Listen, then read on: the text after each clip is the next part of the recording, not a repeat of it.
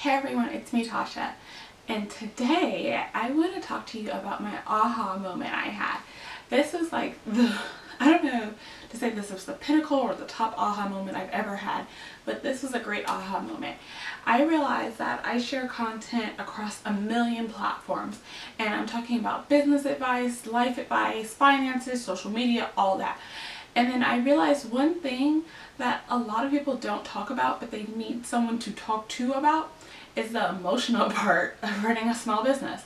And I never really thought about that. And it's not really a blog post, it's a conversation. It's a conversation between me, you, whoever leaves a comment, whoever sends me an email, whoever bumps into me at Starbucks or Panera Bread. It's a conversation.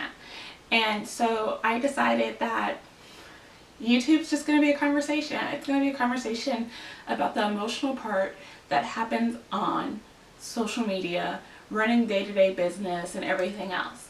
So today, what do I want to talk to you about? I want to talk to you about how to handle your emotions when you're running a business. You're going to have 1,000,001 emotions. Like, this is like hormonal. Like, think that you're pregnant or something like that. You're going to go through ups and downs, roller coasters, everything else. I'm not good enough. I'm worthy. I'm happy. I'm blessed. Oh my God, this sucks. I'm going to go get a 9-to-5. I'm going to go work corporate. I mean, you go through the gamut of emotions on a day-to-day basis. And one of the great things that I've learned over the 7 years is to find things that work for me. One thing that was really working for me for a very long time was my evening walks. I would go walk like maybe 2-3 miles, and I would call them prayer walks, and I would pray for friends, or I'd pray for my business, and I would just like zen out. You all know I live in Texas. It is hot. It's hot at 8 p.m. It's hot at 9 p.m. It's hot at 10 p.m. And I just could not do that anymore. So one thing I started doing was meditating. I got some meditation beads or whatever. They're awesome.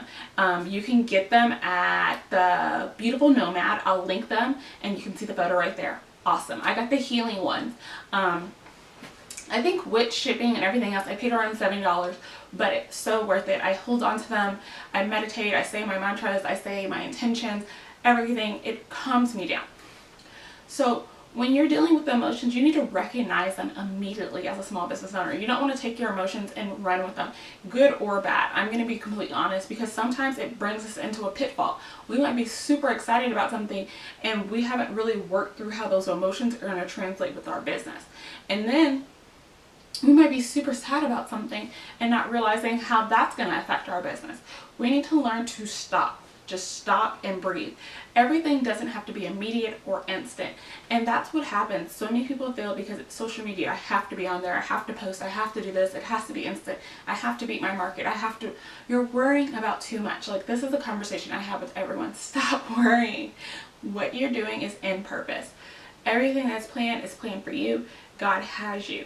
Like, I don't know who per se my competitors are, because I don't feel like I'm in a competitive market and it's niched down, but my focus is helping 1,000,000 women through entrepreneurship.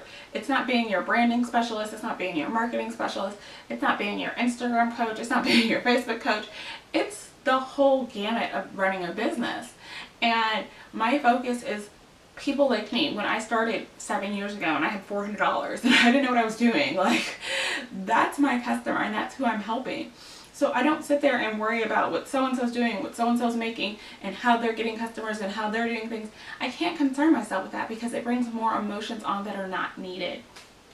So one thing I want you to do is daily. This doesn't have to be like a full-length journal or anything. It could be the notes section on your iPhone or Android device. Just write down how you feel. Write down how you feel in the morning. Write down how you feel at night. If there's something that, like a major event that happens in the day, note it.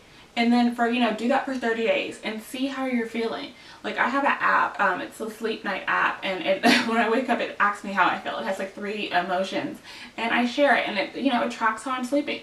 Track how you're feeling when you're running your business. I tell people all the time, we have to stop forcing things.